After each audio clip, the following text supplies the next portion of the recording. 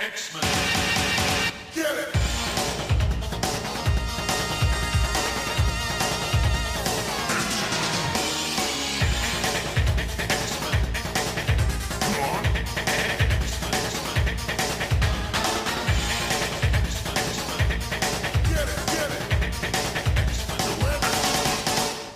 Hey everyone, and welcome to another exciting episode of Battle of the Atom.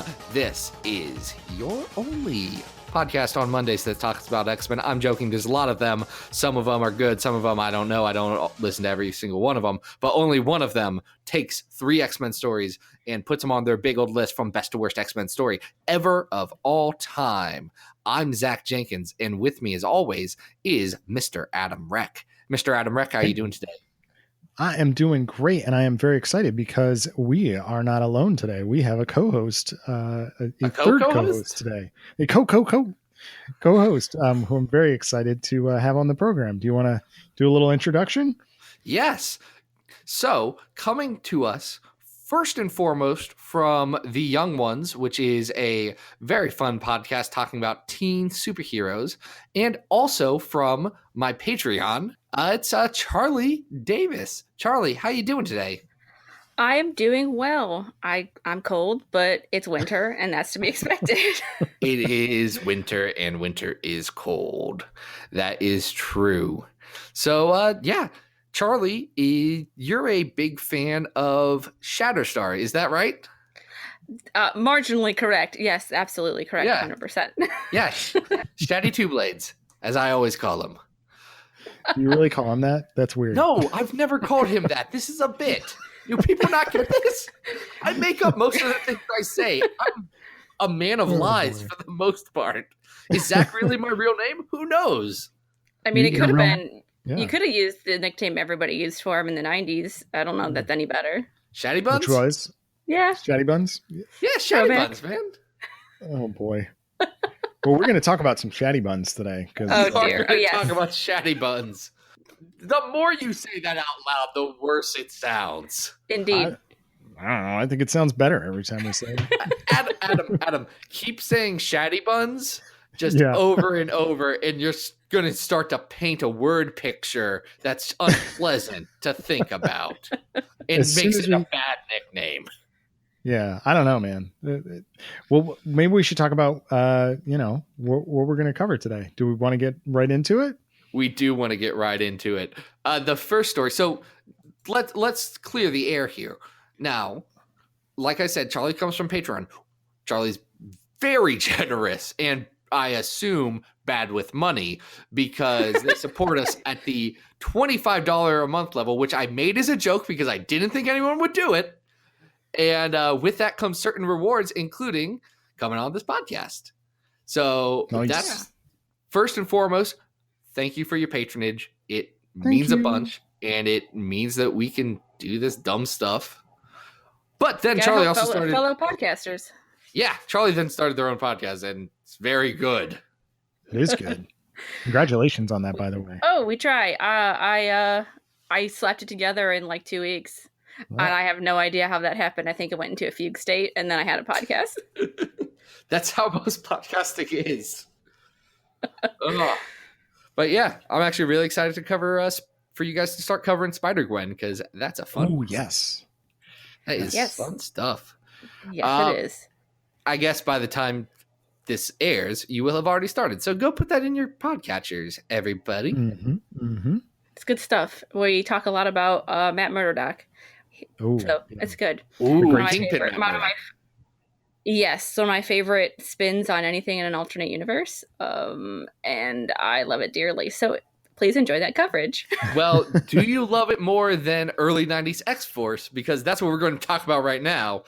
Woohoo! I don't love things more than any 90s X-Force at any point in time. That's impressive.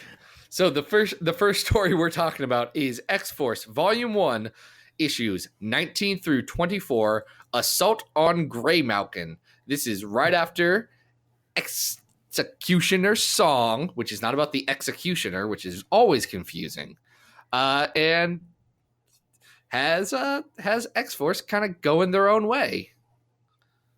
It's exciting. It's awesome.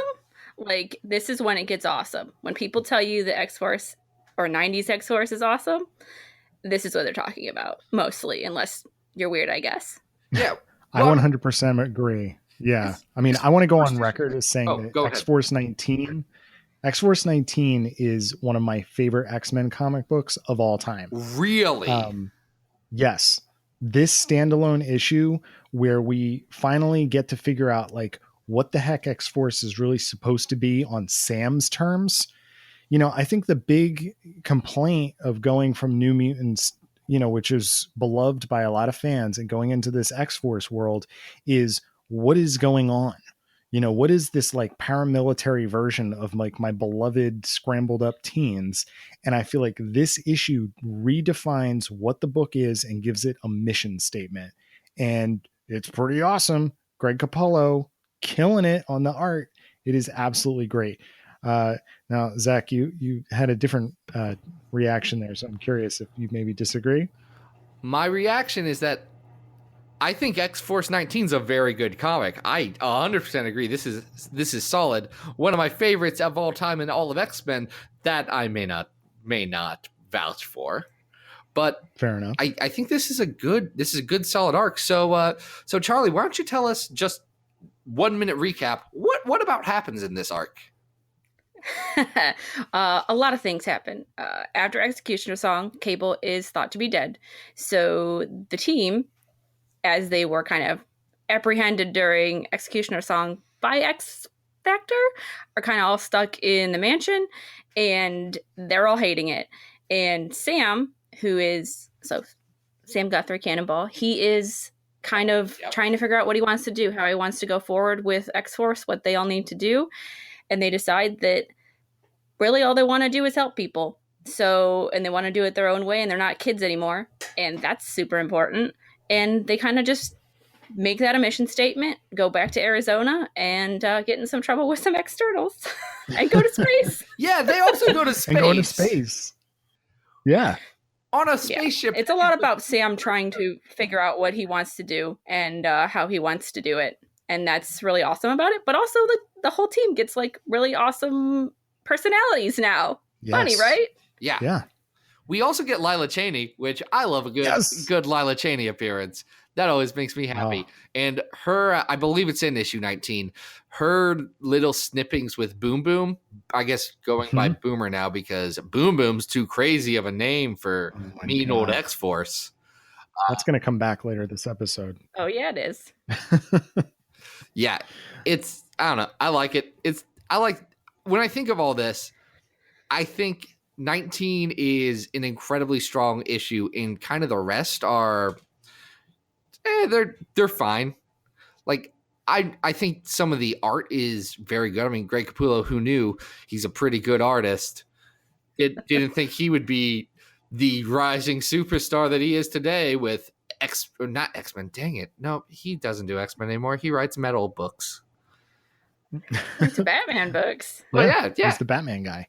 Yeah, he was doing Batman for a while. And anyway, I don't know. I think this does a lot of fun stuff. It does, after 19, the rest of that arc does feel like a real 90s comic in some of the ways I don't love. It's a little incoherent, not as bad as some other story that we might talk about in this episode, but I don't know whatever you mean. It does have good character moments. I think Boom Boom especially is written well here. Sunspot and Cannonball, very good. Yeah, I like it. And Richter is surprising. Richter's great. A well-written character in this era. He is great. He gets to be a leader. He gets to like have fun butting head moments with Shatterstar. He gets to he just gets to lead the team and gets to be a character in a way I don't think he really was in New Mutants at all. And that kind of goes forward with like there's so many people in this book. There's such a large cast, but I think Nicieza juggles them very well and gives everybody like some moments, even if like it is spectacularly 90s. They go to a space station and have fight with shield with laser guns, like And War Machine. 90s. And War Machine. And War Machine, yes. There is a really but- good double page spread of War Machine and all of his guns. War Machine's one of the few characters. It's like War Machine and Cable can pull off 90s guns, and I won't bat an eye. Right. It's minus some of the external stuff, like take that if you take that or leave that if you want to. It's just I love it because it's Nicieza getting rid of all of Rob Liefeld's like plot things he was going for. Like, how quick can I drop all this, and like giving like the characters back their time in the book. Yeah, and I'll give it to him. There's a nice Claremontian juggling of plot lines going on here, and I agree that it's not always the most cohesive thing, but you've got the Greymalkin stuff with S.H.I.E.L.D., you've got the backup sort of in between stories with the 6-pack getting back together to solve what happens with Copycat. And then, there's this weird thing with the externals happening there, which is, I don't know, it's just not super fun. I mean, basically the externals exist because Rob Liefeld likes drawing top knots on people. So yes, like, okay. Ponytails. Yeah. So let's give Fabian some credit here for trying to like actually put some substance behind this, because with Image launching, this book sort of became a what the heck even is it? And I like that there's this 6 issue spread where there's no Cable. I agree. I think it would have been a good model for the book going forward. It doesn't go for that, but it would have been kind of cool to see Cable as in his solo book and then crossing over occasionally with this cast. I think that would have worked really, really well. That's not what they end up doing, but it allows these characters to be New Mutant C characters again. So I really like it. Yeah. Should we try and rank it? I think we should. Okay. So right now, the number 1 story on our list is Days of Future Past. The number 66 story on our list is X-Men Phoenix Legacy of Fire. Don't read that, please. I just threw up on my mouth. That's very bad. Between all of that is a bunch of other stories. Let's see. Do we have any pure 90s X-Force on this list yet? No. No, because Fatal Attractions has 25, but this is better than Fatal Attractions. This is better than Fatal Attractions. And yes. Executioner Song is also obviously heavily X-Force, but that's true. This is better than that. These issues are better than that entire crossover. Wait. Oh yeah, we have covered Executioner Song. That is at number 27. I knew we had. Right above that is X-Men Alpha Flight Volume 1, though. Wow. And right above that is the early Cable and Hope stuff, which also is like very cool character work with Nathan. Going into that, I don't know if I could put this above X-Men and Alpha Flight Volume 1. You think it sits pretty cozy between Executioner Song and Messiah War? That could be an interesting spot. I think that's good. I think that's good. Yeah, this is mostly on the strengths of issue 19, which weighs this very heavily for me. But I am okay with putting that as our new number 28, X-Force Assault on Greymalkin. So yay.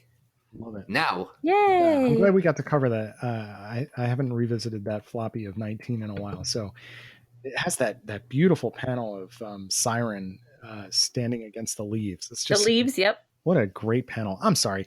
Maybe we should get into our next story since we already ranked that one. Yeah, we do have it's going off on a little. We have 2 other stories, Adam. Come on.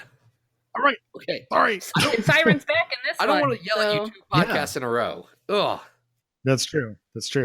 Wait till you tune into that other one, folks. Oh, they will have already done that. This is only for Charlie that we said that. That's They're right. the only ones living in the now with us. Okay. So, Charlie, do you want to introduce this one? Because this, we're going basically from space to Las Vegas here. Yes. I mean, they're like the same place, right? Sure. But this is, and I'm getting distressed even talking about it. But this is going to be X Factor Investigations. So this is all issues surrounding Las Vegas that I'm pulling up. So this is going to be 207 to 212. 213. And this is actually 213, excuse me. And this is after they renumbered the book. So if you started at, like, X Factor Investigations 1, you somehow launch yourself into 207 somewhere in your read through. This is by Peter David. He writes X Factor for a long time. Zach has said as much. And there's some things happening here. Well, we've got a bunch of pencilers. This is a pretty long arc.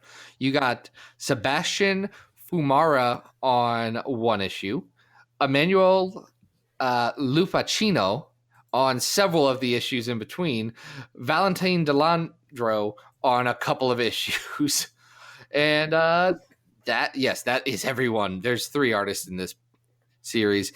This is weird. The X Factor gets hired by Hela, goddess of hell. You're aware of Hela, goddess of hell, goddess of very good hats. Yeah, she was in a major motion picture last year. She's known. Yeah. And she was great. When Asgard was destroyed in Thor Ragnarok, spoilers for the comic Thor Ragnarok, and I guess the movie, is that a spoiler to say that the end of all things happens in a movie called Ragnarok? Let's assume that the people have seen Thor Ragnarok. And if not, I think it leaked this week, so people can watch it in some capacity. It is very good. It's awesome. Yes. Thor Ragnarok ranks higher than this issues of comics. But after Ragnarok happened, all the Asgardians died. And they came back to life, but they were like stuck as mortals, like their souls in a mortal's body for a little bit.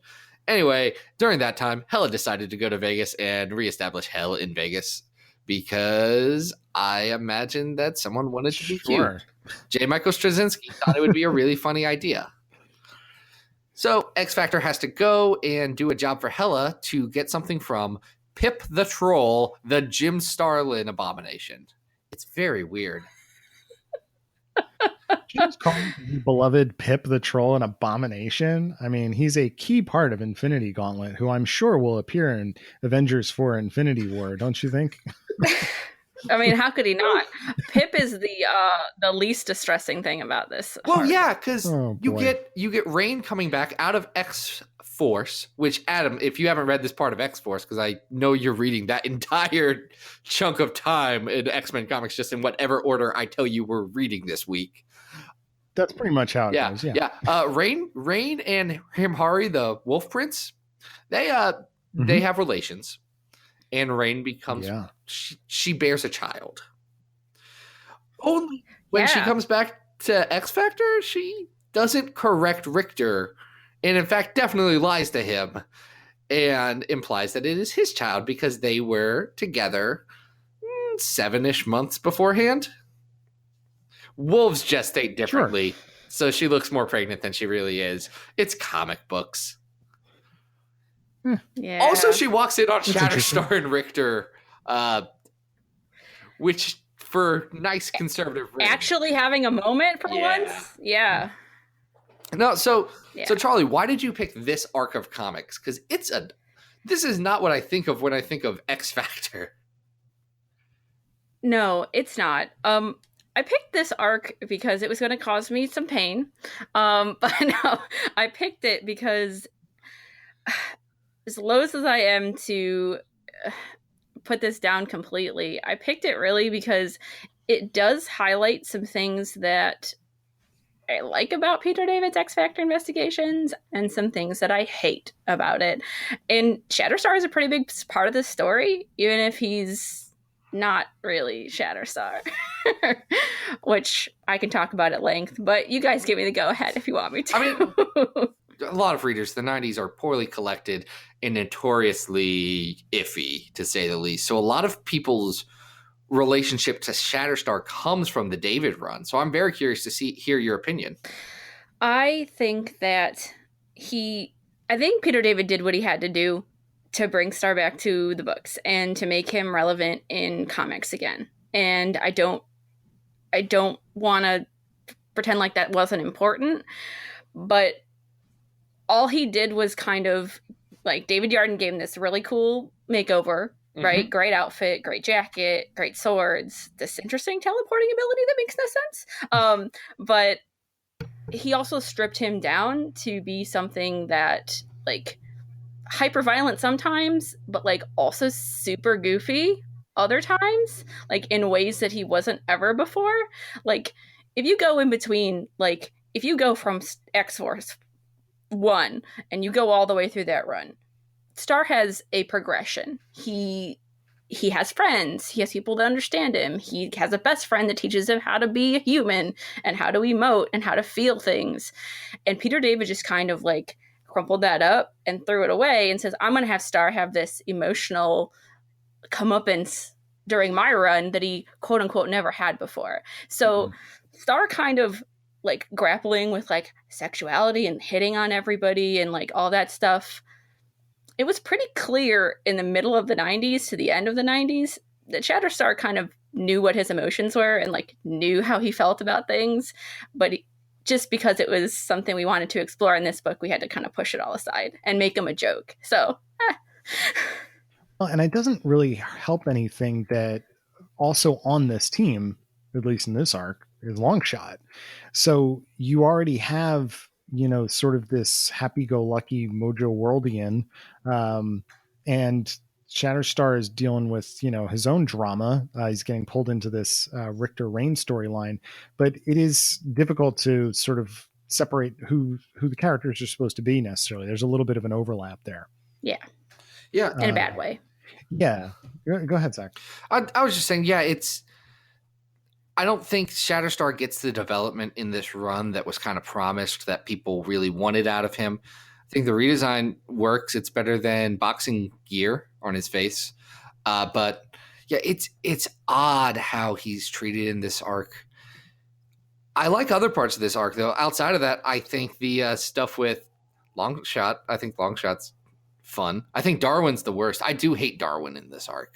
And I'm very glad that he just immediately leaves. I think it's pretty dumb that this arc gets resolved because Darwin's biological way of stopping a death touch is to become a god. I don't think that makes any sort of sense in even the biggest extremes of how his mutant powers may in fact work.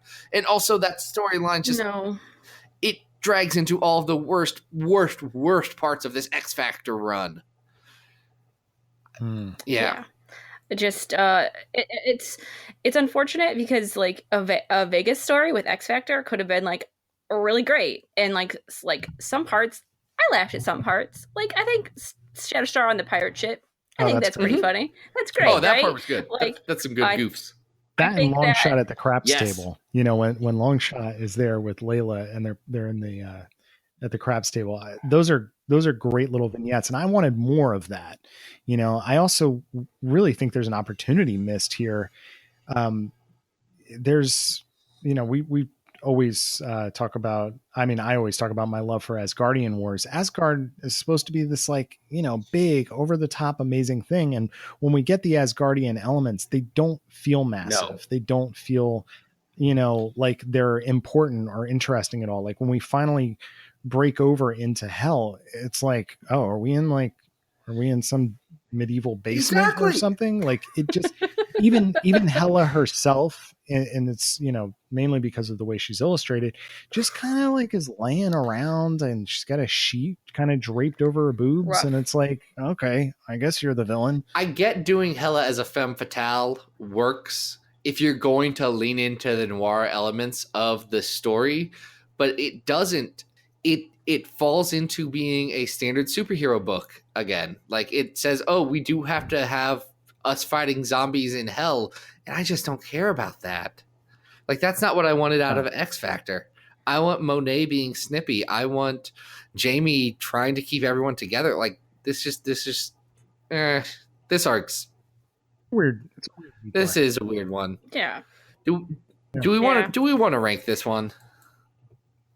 Yeah, I think so. All right. So right now on the list, where is the first arc of David's X Factor investigation? Oh, wait. No, we don't have. Do we have the first arc of his investigations? Yes, we do. That's at 26. Yeah. Or 23, excuse me. Yeah. This is worse. It is than worse that. than that. Oh, by far. It's worse than. Yeah, we're gonna go pretty It's low. worse than this, his first arc of X Factor period from the 90s at 35. Yeah. Yes. Is this worse than Battle of the Atom?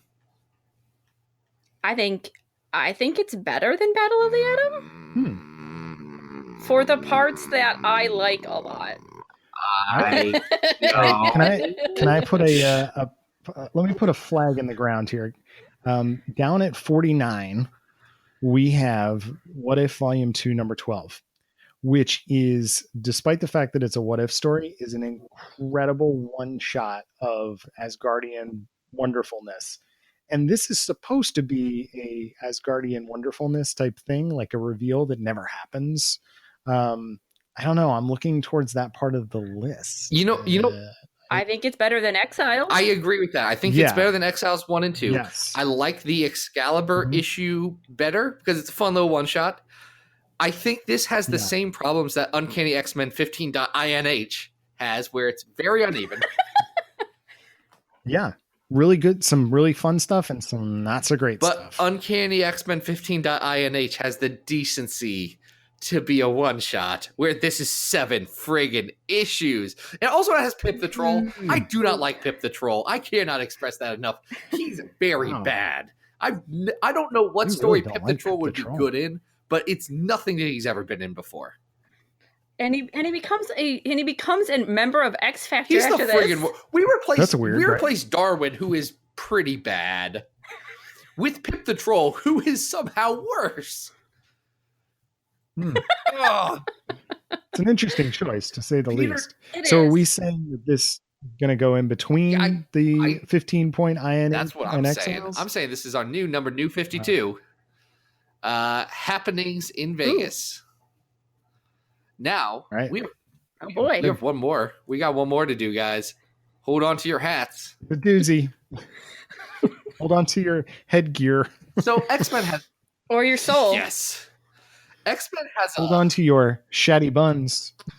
I'm trying to do a bit here. Stop saying shatty buns. I can't help it. Hold on, because the laughing's going to be So this head... X-Men has a lot of sagas. There's Dark Phoenix sagas, Muir Island, Brood sagas. There's sagas on sagas on sagas.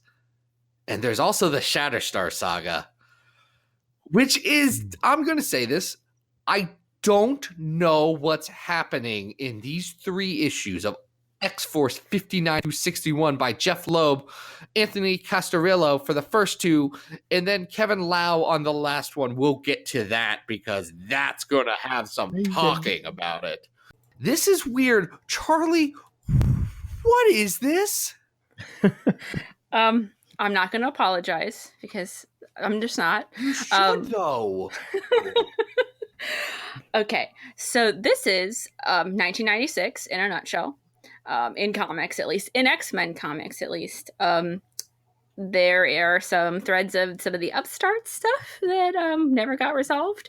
But basically, a couple issues back, Shatterstar and Siren found themselves in a mental hospital where they realized there was some sort of duplicate clone of Shatterstar there, who, by the records, stated there was some boy named Benjamin Russell that looked just identical to him.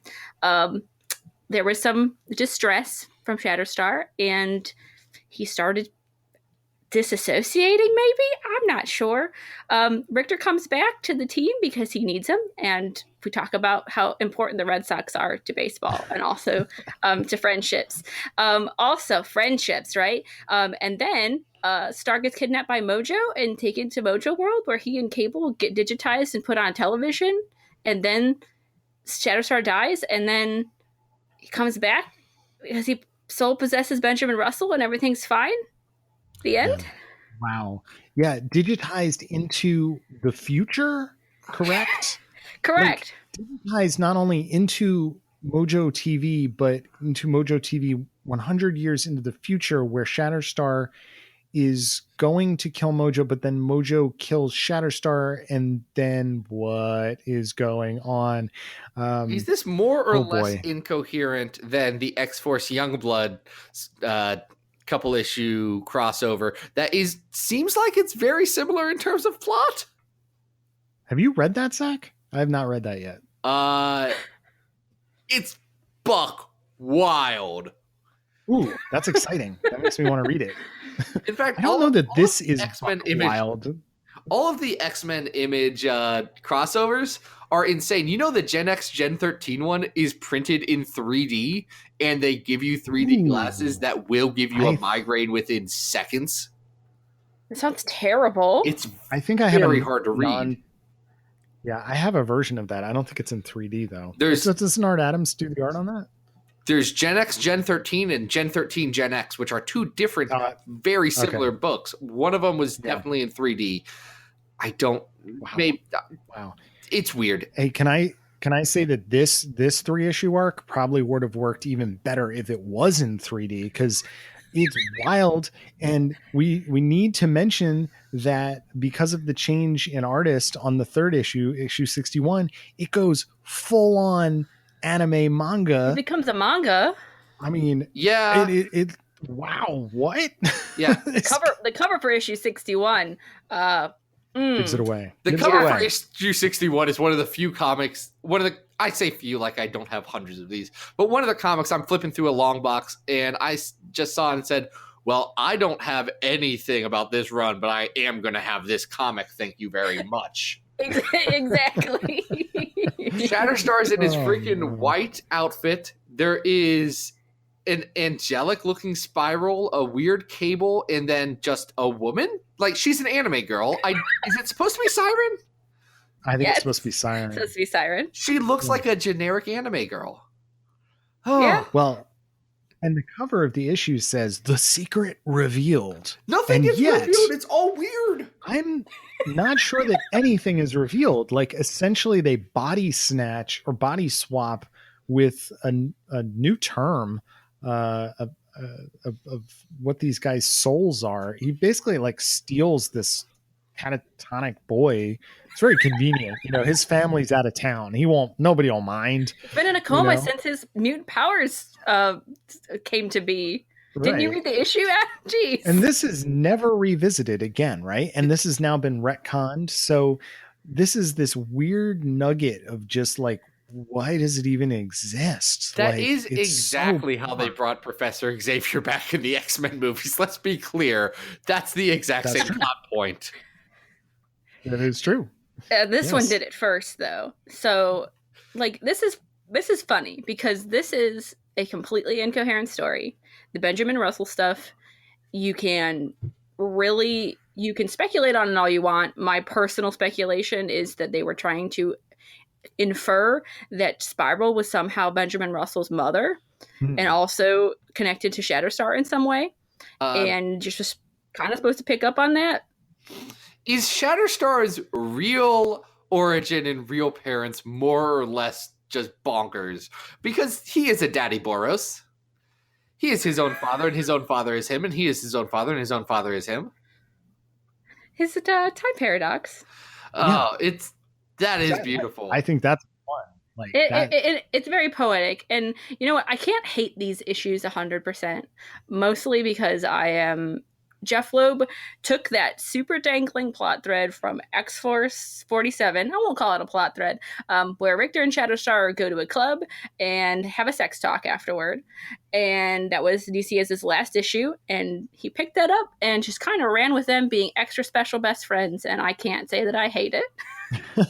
Well, 59, the first of the 3 issues, it's not terrible. You know, it's still rather generic, but it still is a cohesive comic book. The second they enter Mojo World, the logic of these issues just kind of goes completely off the rails. Like, I'm trying to jot down notes as I'm reading this, and I'm going, how does Mojo TV even work? Like, because all of a sudden humans on Earth are watching it, which doesn't really make a lot of sense for this particular storyline. And then we're time jumping through digitizing people, but then they can automatically come back if Spiral feels like it. And Gog and Magog are there, but then they're gone. And he's also brainwashing Shatterstar and Cable. But they're resisting, because they're Jim Lee like prison, naked metal prison stuff. And I mean, guys, by the time we get to 61, I'm like totally going bonkers here. Like there is Boom Boom under boob, but Boom Boom is not called Boom Boom anymore. Meltdown. Yeah, it's Meltdown, man. It's her second like worst characters name. look straight up like they came out of the opening credits of Voltron, and I'm lost.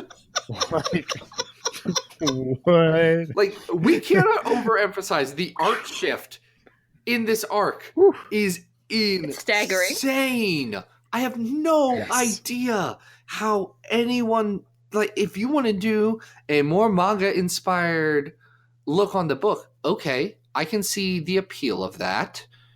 Don't do it in the middle of your story arc. Especially such a drastic shift, because I struggle to figure out, oh wait, which character is this supposed to be? Because at this point, all of X-Force is wearing similar costumes. Like they have uniforms now. They have team uniforms again. And it's just, I don't understand this story. I just rechecked. I decided when I wrote up Shatterstar for Xavier Files that I read the Wikipedia summary for the Benjamin Russell stuff, and I said, nah, that sounds dumb. We're gonna just gloss right over it because I don't want to try and understand it. It doesn't seem relevant towards the future. Oh. It's been retconned. Like, straight up, this story's been retconned. Well, yeah, appropriately so. It ends and it's an absolute mess. And I like, it's so much of a mess that even like the way it concludes is a broadcasting tower explodes for some reason. There's a shot of Games Master. Is it Game Master or Games Master? Game Master. Game Master. He's singular. He only plays one game, Master. And it's murdering X-Men. Yeah. But there's the last panel of this story is Game Master sort of like popping half into a panel and laughing at an iPad with Shatterstar on it, and it's like, what in 1996? Yep, there you go. Yep, this to be fair, there's here. some choice Richter and Shatterstar jokes in the last part of the story and the last part of the panel. Yeah, but this is also, there's a little post-it on the last panel. Is this Jeff Loeb's last issue with the book? Mm-hmm. So what? I don't know why he wanted to go out on this. You know when they say it's better to burn out than fade away? Well, yeah. That. I don't think he did this. It was I'm trying to think of a fire-based analogy, and I am struggling right now.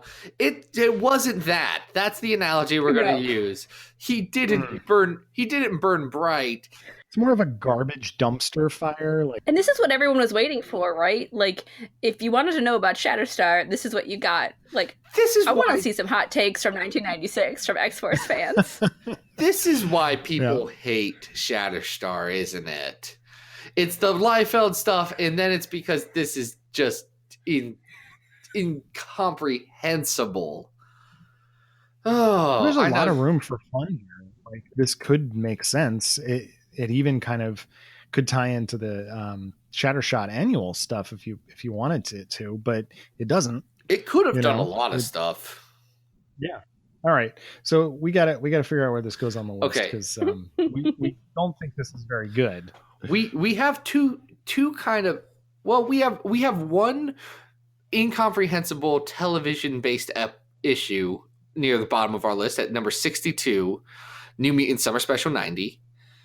And we also have a couple of manga-inspired series. I know it's just one issue of this is manga-inspired, but it's a very memorable...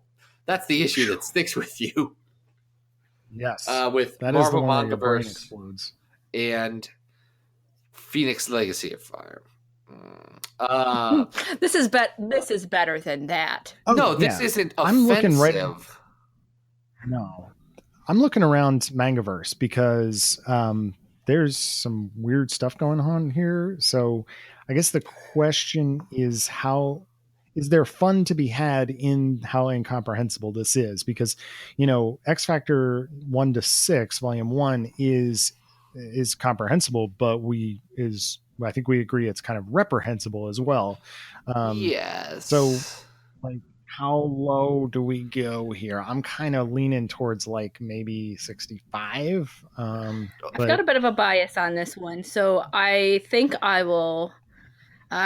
See, there's that beginning is enough for me to not want to put it super low. But Oh, this is not going high because it is not. I would rather read Heroes for Hope again, and Heroes for Hope isn't good, but it does have a lot of really good artists and writers doing a good thing. So I'm gonna say that I think Marvel manga vs. X-Men is a real story. It's not very good, but it has a beginning, middle, and end. It does. There is a structure to it. I know what was happening every step of the way. I think I agree that the first 6 issues of X Factor are bad. I think this is worse, personally. Okay. I think the fact that I know I read this less than a week ago and I can't recap it. I honestly cannot tell you in a coherent sentence structure what happened, and that's a problem to me. I liked it better than Eve of Destruction. Okay, I think that's fair. This can be our number 66 on the list, the Shatterstar Saga.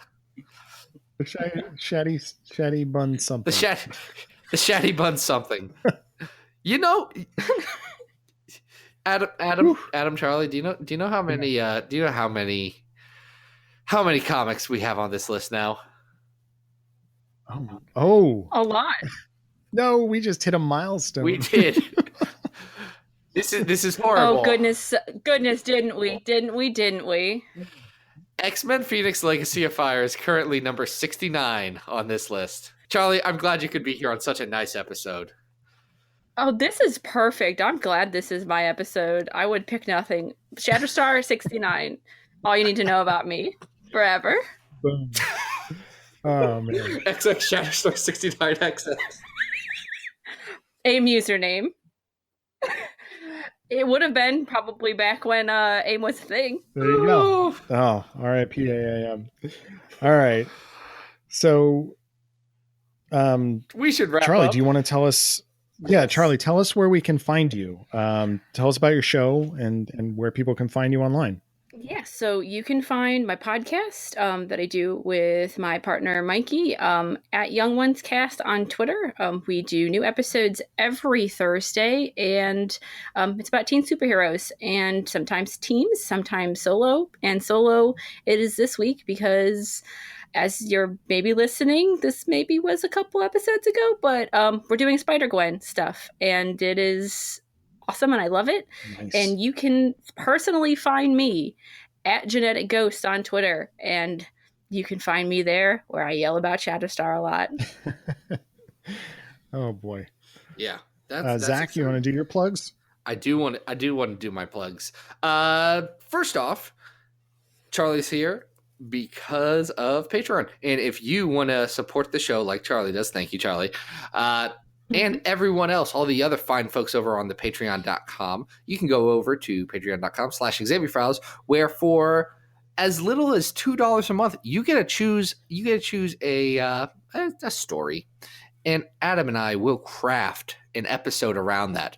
We have a lot of requests in, and we've got some weird requests that have been so fun to figure out. Just pull the strands of X-Men minutia and say, well, this weird story from the 60s now relates to this thing from 2012. So let's connect those and add them. It's fun. So go ahead and do that. If you can't support the show monetarily, I know I can't support everything that I consume on the internet as it is today and probably will be in the future forever and ever. Leave us a rating review on iTunes is super nice. Or just tell your friends about the show or retweet it. Whatever. Do your thing. Live your truth, people. But if you enjoyed this episode, you can check out everything else I do on XavierFiles.com. That's also where we host this podcast. I do weekly articles about X-Men characters and another weekly article about just what's going on in the world of X-Men social media, which is a weird world, man. There's a lot of stuff going on. It's been a week. We're recording this when all that John Mallon stuff hit, and then I showed up on some Gamergate website somehow. That was a weird Google alert to get. I'll tell you what. I was sitting on a bus on the way back from Chicago from a trade show, and it was like Google alerts. Xavier Files is it. That cannot be good. Oh, they don't like me because I think that this guy has some bad takes. One of the many, Zach. You've joined the ranks. Yes. Yeah, something like that. But beyond that, follow me on Twitter at Xavier Files. Now, Adam Reck, where can people find you on the line? Guys, you can always follow me on Twitter at Arthur Stacy. And so far, so good. We've got a new page of the search for Bish and Jubes coming out every Monday at adamrec.tumblr.com and xavierfiles.com. So please, I hope you're enjoying that story. I'm going to keep working on it as we go through 2018. Yeah, it's going to be really fun. So as we end this, Charlie, thank you again for coming on the show. It was a lot of fun. Thank you for reading the things that I picked. It was our pleasure. Look, you're not the least. These weren't the least liked choices that have ever happened because someone did request Phoenix Legacy of Fire. But we'll never forgive them. And coming, hopefully, as we progress through 2018, maybe there'll be some new, better Shatterstar stories to talk about. One can only hope. Yeah. There may be. Next time, we have some really fun, sinister-based stories to talk about that I am super excited for. One of them includes the best panel in Ultimate X-Men. So it's going to be a good time. Till then, this has been Battle of the Atom. Hope you survive the experience. Get it!